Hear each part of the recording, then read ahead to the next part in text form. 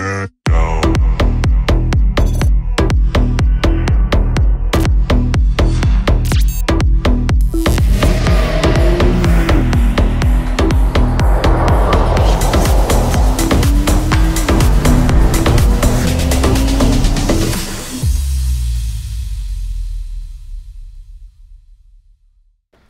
Bonjour à tous, j'espère que vous allez bien.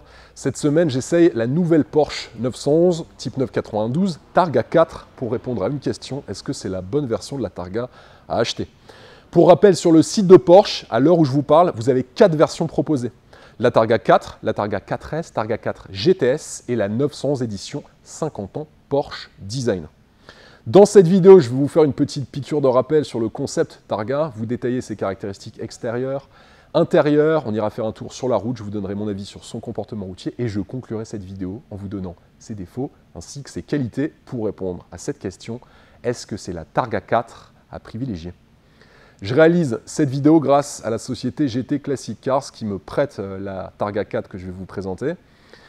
Elle est en vente, donc si ça vous intéresse de l'acheter, je vous ai mis les coordonnées de GT Classic Cars en dessous de la vidéo, contactez-les de ma part. Sur YouTube, c'est chaque vendredi à 17 h, je présente un essai détaillé, donc abonnez-vous et activez la cloche de notification sur YouTube. Pareil sur notre compte Instagram, Le Vendeur Automobile, je diffuse beaucoup de contenu exclusif et d'actualité. Moi, je vous dis à tout de suite.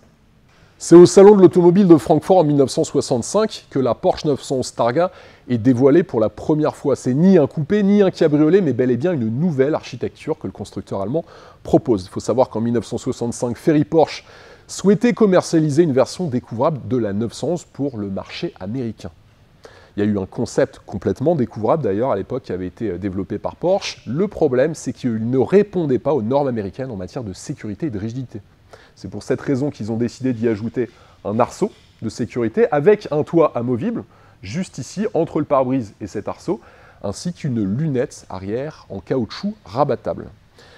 C'est ce qu'on appelle les soft windows. Les 911 Targa soft window sont d'ailleurs très recherchés par les collectionneurs avec des valeurs sur le marché de la collection tout bonnement stratosphériques.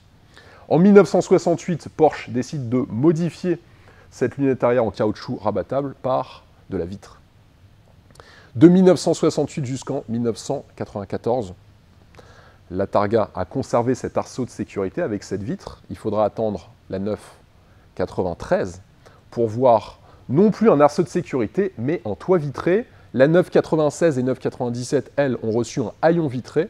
Et en 2014, là, on retombe sur la version avec cet arceau de sécurité sur la Porsche 991. Et la 992 que je vous présente aujourd'hui, elle, a aussi conservé cet arceau de sécurité. Mais alors, d'où vient ce nom Targa? On ne pouvait clairement pas l'appeler 911 Cabriolet à cause de la présence de cet arceau de sécurité. Il faut savoir qu'à l'époque, Porsche gagnait énormément de victoires dans de nombreuses courses d'endurance, dont la Targa Florio. C'est pour cette raison que le directeur des ventes de Porsche de l'époque, Harald Wagner, a suggéré d'appeler ce nouveau concept 911 Targa. En août 1965, cette suggestion est acceptée et Porsche fait une demande de brevet pour déposer le concept de 911 Targa. Bien sûr, cette demande est acceptée. Il faut savoir qu'on est en 2022, ça fait presque 60 ans que la 911 Targa existe. Sur l'extérieur, commençons par la face avant. On a deux séries des projecteurs à LED à 4 points pour les feux de jour. Et en option, vous pourrez opter pour deux types de projecteurs. Vous avez les PDLS+, avec un système matriciel avec 84 LED pour une optimisation de l'éclairage. Et pour 2 928 €, vous pourrez opter pour les phares avant matriciels avec PDLS+. Et là, vous aurez le système de faisceau sélectif qui vous permettra de détourer en fait les voitures qui viennent en face de vous. Et vous aurez aussi inclus dans cette option les buses de lavage des phares. Il y a un système lift qui est proposé, également en option. Pourquoi? Car cela vous permettra de ne pas toucher la lame de bas de bouclier de votre véhicule. Ça permet de lever l'avant du véhicule de 40 mm jusqu'à une vitesse de 35 km/h. Le modèle que je vous présente, on a un bouclier avant qui est spécifique car elle est équipée de l'option du Pack Sport Design qui comprend notamment un nouveau bouclier avant et aussi un arrière complètement modifié. Je vais vous le détailler d'ici quelques minutes. Au niveau des teintes de carrosserie, vous avez des teintes de série, des teintes métallisées et aussi des teintes spéciales comme ce blanc craie. Et si vous souhaitez vraiment personnaliser à fond la couleur de votre voiture, là vous pourrez opter pour la teinte personnalisée, facturée tout de même 8 880 €. De série, vous avez des jantes à l'avant 19 pouces, 20 pouces à l'arrière. Et sur le modèle que je vous présente, on a les jantes Carrera Exclusive Design, 20 pouces à l'avant, 21 pouces à l'arrière, avec une option supplémentaire. L'intérieur du bâton des jantes est en noir satiné. Ça, je trouve ça super beau, donc ça donne cet effet biton qui lui va à la perfection. Autre point à noter sur le freinage, étrier de frein de couleur noire de série. Ils sont gris sur la voiture que je vous présente. On a des étriers fixes à 4 pistons à l'avant, 4 pistons à l'arrière. C'est 6 pistons à l'avant sur une Carrera S. C'est à noter. On a des disques de frein d'une taille de 330 mm sur les 4 roues du véhicule. C'est 350 mm sur les Targa 4S. Pas de freinage en carbone céramique. Le Porsche Ceramic Composite Brake n'est pas proposé en option sur la Targa 4. Mais vous allez voir que par rapport à la philosophie de la voiture, ce n'est pas vraiment nécessaire d'opter pour un freinage en carbone céramique. Autre point à noter sur les rétroviseurs, il y a beaucoup de choses à noter sur les rétroviseurs. Alors, de base, vous avez la partie inférieure qui est en plastique noir avec la partie supérieure qui est de couleur carrosserie. Vous pouvez en option avoir la partie inférieure et supérieure en couleur carrosserie. Vous pouvez aussi avoir toute la coque en couleur carrosserie ainsi que la base en noir brillant et en option pour 1 500 €.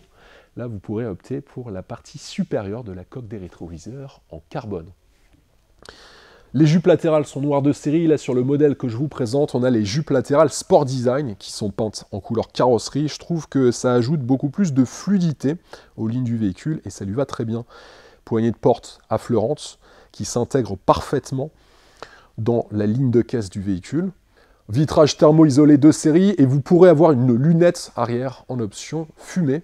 Ça peut être pas mal, ça ajoute de l'exclusivité à la ligne du véhicule, surtout si vous prenez des couleurs comme le blanc craie du modèle que je vous présente. Sur l'empattement, on est toujours sur le même empattement qu'une version coupée au cabriolet, c'est 2,45 m et un réservoir de 67 litres.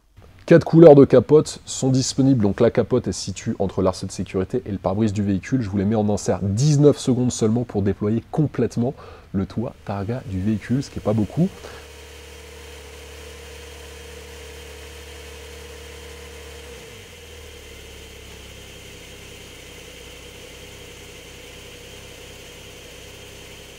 On a un système anti-retournement qui est situé dans l'arceau de sécurité. Vous n'avez pas d'essuie-glace sur la lunette arrière, forcément c'est une Targa. On retrouve juste ici les 18 lamelles au niveau de cet extracteur d'air. Vous pouvez avoir une finition en noir brillant sur ces lamelles, là c'est en gris satiné. Sachez que l'aileron est déployable électriquement à partir de 90 km/h. Juste en dessous de cet aileron, on voit ce très large bandeau lumineux. En option, vous pourrez opter pour des projecteurs arrière Exclusive Design. Les petites différences, ça va se situer sur le bas du bouclier. Déjà sur l'échappement, alors de série, vous avez une sortie d'échappement double avec des sorties carrées qui est proposée. En option pour 780 €, vous pourrez opter pour les sorties d'échappement sport et pour 2628 €, vous pourrez opter pour le système d'échappement sport avec ce système de clapet actif qui pourra vous donner une sonorité beaucoup plus significative lorsque vous êtes en mode sport par exemple. Sachez que notre modèle, lui, est équipé du bouclier arrière Sport Design, du pack Sport Design, qui en fait va déjà vous proposer un design plus agressif, plus sportif sur ce bouclier, mais surtout qui va modifier l'emplacement et le positionnement de la plaque d'immatriculation. En effet, sur les versions de base, la plaque est située tout en bas, alors que sur ce bouclier arrière Sport Design, elle est située juste à ce niveau-ci. Ça, c'est les petits détails qui tuent. Je vous les mets en insert que vous puissiez vous rendre compte. Dans le coffre avant, 132 litres et vous avez 163 litres derrière les sièges avant. Sachez que dans une version coupée, vous avez 264 litres. Donc on perd un petit peu dans une Targa, mais vous pourrez tout de même partir en week-end. Au niveau de ses dimensions, elle fait une longueur de 4,52 m, une largeur de 1,85 m pour une hauteur de 1,30 m. Donc c'est exactement les mêmes dimensions qu'une Porsche 911 Carrera coupée. Pas de différence. C'est sur le poids qu'elle marque une différence, cette Targa. La Targa 4, elle pèse 1665 kg à vide, contre 1505 kg sur une Carrera coupée. Il y a quand même 160 kg de plus sur la Targa à cause, bien évidemment, de la présence du mécanisme de déploiement du toit. Au niveau du moteur, un 6 cylindres à plat, le Flat 6, 3 litres biturbo, 385 chevaux pour 450 Nm de couple, boîte à double embrayage PDK à 8 rapports, transmission intégrale, c'est une Targa 4, pas une propulsion. Sachez qu'elle n'est que proposée en 4 roues motrices d'ailleurs, la Targa. Vous n'avez pas de version 2 roues motrices proposée par le constructeur allemand. Au niveau des performances, elle est assez véloce, vous allez le voir, 0 à 100 km/h, 4 secondes 4, 4 secondes 2 avec le pack Sport Chrono, 0 à 200 km/h, 15 secondes 6 et 15 secondes 3 avec le pack Sport Chrono. Et les reprises ne sont pas en reste, puisque le 80 à 120 km/h est effectué en 2,8 secondes seulement. Vitesse max 289 km/h. Au niveau de la consommation, elle est annoncée en mixte à 10,5 litres au 100 km par Porsche. Moi, j'ai constaté lors de mon essai que j'ai commencé hier une consommation moyenne à 11,4 litres au 100 km, ce qui est vraiment pas beaucoup quand on voit les performances du véhicule. Sur le site de Porsche, la Targa 4 992 est proposée actuellement à 135 708 € en prix de base, hors option.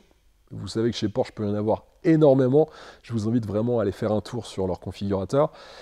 Et surtout, hors malus écologique, qui en 2022, je vous le rappelle, peut atteindre les 40 000 € pour immatriculer une voiture neuve en France. Donc on va dire que sur une Targa 4 bien optionnée, en 2022, si vous l'achetez neuve, vous allez facilement dépasser les 200 000 €. Celle que je vous présente, elle n'est pas neuve, elle a 9000 km, elle date de décembre 2020. Et elle, le malus a été payé dessus. Elle est affichée à 194 900 € avec 9000 km au compteur. Elle est proposée donc par GT Classic Car qui me prête la voiture pour cet essai. Et sachez que le prix facialement peut paraître élevé, et il est très élevé, je vous l'accorde. C'est pour cette raison que ces voitures aujourd'hui sont très souvent financées en location avec option d'achat. Et le gros point fort, c'est que comme les valeurs résiduelles sont excellentes, c'est-à-dire les valeurs sur le marché de l'occasion sont très bonnes, ça vous permet de ne financer que la décote du véhicule sur une période de 3, 4, 5 ans, ça c'est à vous de choisir. Et l'avantage de ça, c'est que vous bénéficierez de loyers vraiment très bas. Je vous invite à les contacter pour découvrir les loyers. Je pense que vous n'allez pas être déçus, mais dans le bon sens du terme, puisque quand GT Classic Car m'a annoncé le montant des loyers, avec un petit apport, j'ai vraiment été hyper surpris, car je ne pensais pas qu'on pouvait acheter une Porsche 992 à moins de 1000 € par mois en financement. Contactez-les de ma part, vous verrez, vous ne serez pas déçus. Sur les contreportes, on est toujours sur une finition et un assemblage à la perfection. Regardez même les inserts, la qualité des inserts dans la contreporte, c'est tout simplement sublime. Système audio de série, vous avez 8 haut-parleurs pour 150 watts de puissance, et là on a les Bose 12 haut-parleurs 570 watts de puissance, et vous pourrez opter pour le système audio Burmeister en option à 4644 €. Seuil de porte Badger 911 Targa 4 en aluminium brossé, ils sont vraiment magnifiques. On retrouve toujours juste là la commande d'ouverture du capot avant, et aussi sur le capot moteur. Appuie-tête intégré avec l'emblème Porsche juste ici, ce sont les sièges sport adaptatifs sur le modèle que je vous présente, qui sont chauffants et ventilés. Vous pouvez en option opter pour les sièges Sport Plus adaptatifs qui vous permettront de passer de 4 à 18 positions de réglage du siège. Donc vous aurez un réglage peut-être plus fin, mais après selon moi c'est pas forcément nécessaire d'opter pour cette option pour la simple et bonne raison qu'on ne change pas ces réglages tous les 4 matins lorsqu'on est propriétaire d'une Porsche 911 Targa 4. Vous pourrez bien sûr changer la couleur du cuir de la planche de bord, des sièges. Il y a des bitons, des couleurs claires, foncées sur le configurateur du constructeur allemand. Je vous invite à aller voir. Autre point à noter, c'est l'excellent maintien des sièges avec des galbes qui sont assez marquées, bien dessinées, qui enveloppent très bien le corps et qui vous permettent, et c'est la philosophie de la voiture, d'adopter un rythme sportif sans aucun souci avec un maintien excellent. Un volant sport multifonction GT chauffant. Le chauffage il s'active juste ici avec cette commande. Alors vous pouvez avoir le volant GT en Racetex avec les inserts en fibre de carbone en option chez Porsche. Là on rentre vraiment dans l'exclusivité ultime. Pack Sport Chrono 2400 € qui équipe ce modèle. Le Pack Sport Chrono, ça vous apporte déjà des modes de conduite supplémentaires, le chronomètre qui est au centre de la planche de bord, ainsi que le petit magnétino situé là, qui vous permettra d'accéder directement et de changer les modes de conduite du véhicule. Autre point à noter, vous avez les palettes derrière le volant qui sont assez bien placées avec une bonne hauteur. Ça, c'est appréciable, surtout en conduite sportive. Toujours, bien sûr, la commande pour mettre le contact qui est sur la gauche, qui n'est pas sur la droite, c'est une Porsche, je vous le rappelle. On a sur l'écran d'instrumentation au centre une bonne vieille aiguille pour le contour avec un fond de compteur qui est blanc sur le modèle que je vous présente. Et vous avez deux écrans digitaux d'une taille de 7 pouces. L'affichage est vraiment très ergonomique, tout tombe très bien sous la vue. On est sur un poste de pilotage résolument sportif avec quand même une petite touche de GT puisqu'on a accès à beaucoup d'informations sur le voyage et le trip que vous êtes en train d'effectuer. Avec le pack Sport Chrono, sachez que vous pourrez utiliser l'application Porsche Track Precision qui servira beaucoup à ceux qui font du circuit avec leur voiture. Écran d'infodivertissement de 10,9 pouces de taille qui est tactile. C'est le PCM pour Porsche Communication Management. L'ergonomie est excellente, je ne vais pas y revenir dessus. On a vraiment toutes les fonctionnalités qui sont facilement accessibles. Juste en dessous, l'activation du lift pour lever l'essieu avant du véhicule. Activation de l'échappement sport, la voiture en est équipée, les warnings, désactivation de l'ESP et le réglage des suspensions. Il n'y a pas le PDCC disponible sur la Targa 4, Porsche Dynamic Châssis Contrôle. Les bus d'aération, juste en dessous, réglage de la climatisation et du chauffage, de la température, le levier de vitesse, assez petit, ergonomique et bien positionné et intégré dans la planche de bord. Différence par rapport à une version non Targa, ce sont ces deux boutons juste ici qui vous permettent d'ouvrir et de fermer le toit de cette Targa, l'activation de la climatisation et du chauffage des sièges, porte-gobelet qui n'est pas thermorégulé, l'activation du frein de parking électrique et ici vous avez accès à un accoudoir central peu logeable mais avec deux prises USB et la possibilité d'insérer une carte SIM et une carte SD.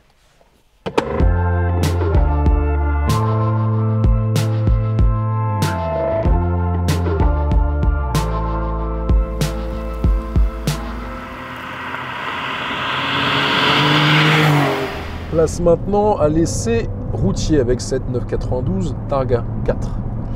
Premier équipement dont je souhaitais vous parler, c'est le PASM pour Porsche Active Suspension Management. C'est un système électronique qui ajuste en continu la force d'amortissement sur chacune des roues en fonction de la route et de votre style de conduite.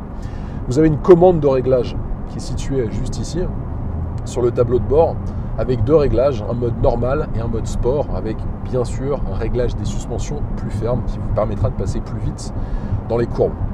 Alors ça a comme vertu d'améliorer déjà la dynamique de conduite, mais aussi le confort, puisque la plupart du temps on roule en mode grand tourisme avec une Targa 4. Et puis surtout, ça permet également de limiter les mouvements de caisse lorsqu'on sollicite un peu le véhicule. Une chose à préciser qui est importante, c'est que sur la Targa 4 n'est pas disponible en option le châssis sport PASM, comme c'est le cas sur la 992 Carrera S que je vous avais déjà présenté. Ça n'empêche pas la voiture d'avoir un bon amortissement, même si je le trouve un petit peu ferme, il faut le reconnaître. En même temps, on ne peut pas demander à une voiture sportive, précise, de bien s'insérer dans les courbes, de bien s'inscrire dans les courbes, d'avoir un comportement sain à haute vitesse et d'avoir en même temps des suspensions souples. Le confort est bon, mais je sais qu'il y a certaines de ses concurrentes qui proposent un amortissement qui, en mode confort, est plus appréciable.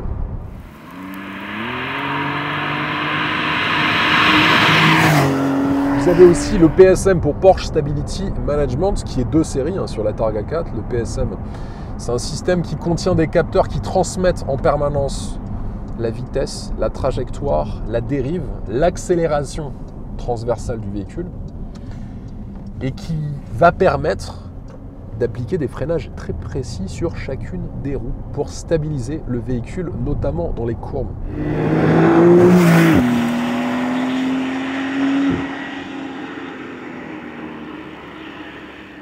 On ne ressent pas de réaction malsaine du véhicule, même lorsqu'on la cravache. C'est ça qui est super appréciable à son volant. Porsche Traction Management, deux séries. C'est un embrayage multidisque variable électronique qui va répartir la force motrice entre l'essieu arrière, entraînement permanent, et l'essieu avant. Vous avez des capteurs, c'est le même principe que pour les autres technologies que je viens de vous décrire, des capteurs qui vont surveiller en permanence l'angle de braquage, la vitesse de chacune des 4 roues, ainsi que les accélérations longitudinales et transversales. Et ainsi, si nécessaire, le système va faire intervenir une transmission de puissance sur les roues avant pour stabiliser le véhicule. Les roues arrière sont à entraînement permanent, donc elles sont toujours entraînées alors que ce n'est pas le cas sur les roues avant. C'est ça qui est intelligent dans ce système. Et ça, sur chaussée dégradée, c'est plus que nécessaire. La voiture, même si elle est très sportive et lourde, hein, une tonne 7, si vous n'avez pas ce genre de technologie, je peux vous assurer que dès que vous allez évoluer sur des chaussées très dégradées et humides, ça va être difficile de maintenir la voiture. Et c'est vrai qu'on n'a pas du tout peur d'emmener la voiture très fort. Et ça ajoute encore une fois ce sentiment de sécurité permanent.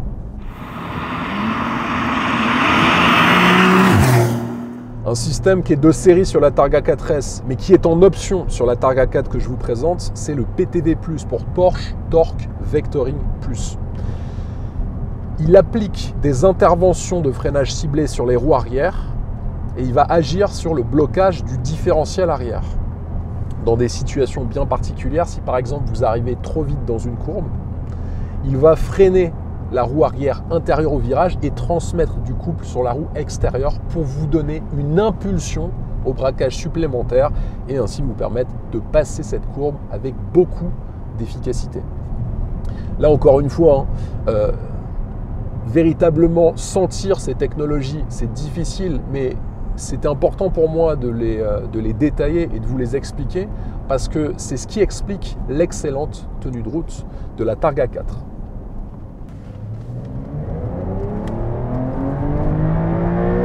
Ah, j'aime bien les petites accélérations en Porsche. Alors, il y a une chose à noter, hein, vous n'avez pas la possibilité d'opter en option pour les roues arrière directrices, comme sur la Carrera S que j'avais présentée. Bon, après, est-ce que c'est vraiment nécessaire pour cette vocation et cette philosophie de grand tourisme que la voiture vous propose? Pas vraiment. Autre point, on a l'excellente boîte PDK à double embrayage. En fait, vous avez deux sous-boîtes qui sont réunies dans le même carter. Ça permet de transmettre la puissance aux roues sans rupture de couple. Donc vous avez cette sensation en fait d'un passage de vitesse ultra rapide. Et c'est vrai, on a entre guillemets que 385 chevaux, mais la boîte de vitesse participe à cette sensation de propulsion vraiment exacerbée lorsqu'on accélère avec la voiture. Et je trouve ça c'est vraiment nécessaire sur une voiture avec cette puissance d'avoir un passage des rapports extrêmement rapide. Je vous montre un petit peu. Et là j'ai même pas changé le mode de conduite parce qu'après on peut passer au mode de conduite les plus sportifs.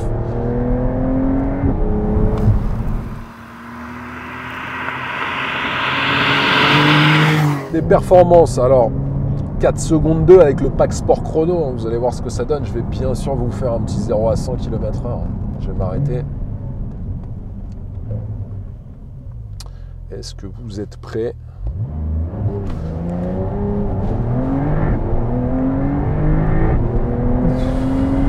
Moi j'étais déjà à 100 en fait. Bon, elle les fait facilement les 4 secondes 2. Seulement 385 chevaux, et regardez plutôt, hein. Je peux vous assurer, des gens qui n'ont pas l'habitude de conduire des voitures puissantes, pour moi la puissance de la Targa 4 est largement suffisante. Là encore une fois, je vais aussi vous faire un récap en fin de vidéo quand je vais conclure, mais je pense que si vous voulez vraiment des performances de pistarde, aller sur piste, sur circuit de manière régulière, c'est pas du tout une Targa, ni une Targa 4, ni une Targa 4S ou une GTS qu'il faudra choisir. Il faudra peut-être aller plus sur une Turbo S, une GT3 Touring ou une GT3 RS ou GT3 normale. Là, on est sur une voiture qui va être utilisée, je pense, pour l'immense majorité des propriétaires, uniquement sur route ouverte. Donc là n'est pas l'objectif de la voiture de vous apporter des 0 à 100 en 2 secondes 5 ou 2 secondes 7 comme la Turbo S, ou vous satellisez à la moindre reprise quand vous êtes lancé à 80 km/h. C'est pas du tout ça l'objectif de ce modèle-là. C'est vraiment vous apporter, chevaux au vent en plus avec ce système Targa, des sensations de voiture sportive exclusive comme on n'en trouve plus trop aujourd'hui. Je vais laisser passer le véhicule et puis on va pouvoir accélérer très fort. Allez, c'est parti.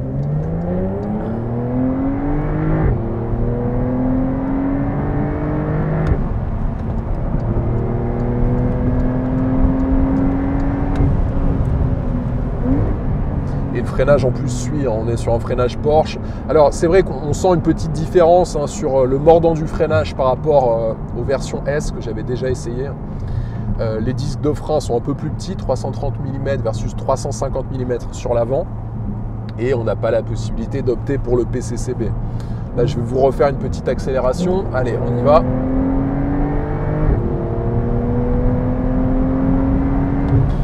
Dire déjà c'est bien assez pour perdre son permis de conduire. Là bien évidemment je respectais les limitations de vitesse, vous vous en doutez, ça va de soi. La voiture est pour moi un compromis qui peut être très intéressant et attractif pour une personne qui aime faire du cruising, qui aime voyager dans une belle auto avec un design qui se fait rare en 2022, des voitures coupées notamment. Et surtout une personne qui de temps en temps veut apprécier les qualités dynamiques d'un châssis hors pair, d'un excellent freinage, et puis qui veut bénéficier aussi de technologies avant-gardistes et très modernes sur les trains roulants. La voiture est bien née. Je dirais que si on la pousse un petit peu, on va peut-être trouver que le poids et l'inertie sont un petit peu trop importants. Mais là, encore une fois, il faudra avoir un niveau de conduite. Moi, j'ai l'habitude d'aller sur circuit. C'est vrai que je vais vous dire que je pense qu'il y a 9 clients sur 10 qui ne verront pas la différence sur le châssis entre une Targa 4 et une Targa 4S et peut-être une voiture plus puissante, tant le modèle de base d'entrée de gamme de la Targa 4 vous apporte déjà énormément par rapport à une voiture conventionnelle.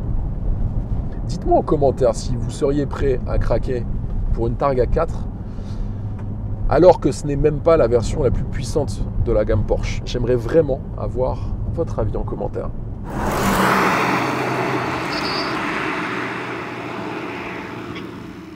Il faut maintenant conclure l'essai de cette Porsche 911 type 992 Targa 4.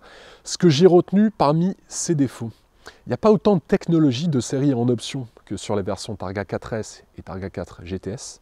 Il y a un prix de base qui est relativement élevé, une liste d'options extrêmement longue et un malus écologique, si vous l'achetez neuve en France en 2022, assez dissuasif. Ça, c'est bien dommage. Heureusement, je vous rassure, elle a beaucoup de qualités. Déjà, un look intemporel, et ça depuis près de 60 ans. On a des performances dans cette version de base qui sont largement suffisantes pour l'immense majorité des futurs propriétaires. Une polyvalence tout simplement sans égale sur ce type de carrosserie. Et enfin, une valeur résiduelle sur le marché de l'occasion excellente. Est-ce que c'est la bonne version de la Targa à acheter? Si on parle de l'utilisation, c'est-à-dire si vous voulez faire du cruising, de la balade, du grand tourisme, la Targa 4 est pour moi le choix le plus pertinent. Passer sur une 4S ou une GTS apporte en termes de performance très peu de différence. En termes de châssis, bien qu'on ait des technologies supplémentaires sur les versions 4S et GTS, je ne trouve pas que le jeu en vale la chandelle. Encore moins sur l'édition anniversaire, qui est encore plus rare à trouver. Si vous voulez vraiment avoir du sport sur une Porsche, il faudra passer sur une version Carrera 4S coupée, ou sinon, tout simplement sur une 992 GT3 Touring, GT3 normal, ou sinon sur une version Turbo ou Turbo S. La vocation pour moi de la Targa, c'est le grand tourisme et rien d'autre. On va dire que les versions 4S et GTS, si ce n'est vous apporter un chèque qui est beaucoup plus élevé, en termes de sensation de conduite, ne vont pas vraiment vous apporter un agrément complètement différent et vraiment beaucoup plus élevé que la version de base. Donc pour répondre à la question de cette vidéo, est-ce que c'est la bonne version de la Targa à acheter? Oui, c'est la bonne version de la Targa à acheter selon moi. Dites-moi en commentaire si vous êtes aussi d'accord avec cet avis. Je tenais à remercier la société GT Classic Car qui m'a mis à disposition cette magnifique voiture qui est en vente au passage. Donc contactez-les de ma part si vous êtes intéressé par cette voiture. Ils proposent aussi pas que des Targa, ils en ont plus de 70. Et il y a surtout des financements qui sont très intéressants. Vous m'en direz des nouvelles. Sur YouTube, c'est chaque vendredi à 17 h, je présente un essai détaillé. Donc abonnez-vous et activez la cloche de notification sur tous les amis pour rien rater. Pareil sur mon compte Instagram, Le Vendeur Automobile, je diffuse beaucoup de contenu exclusif et d'actualité. Moi je vous dis à la semaine prochaine. Allez, ciao!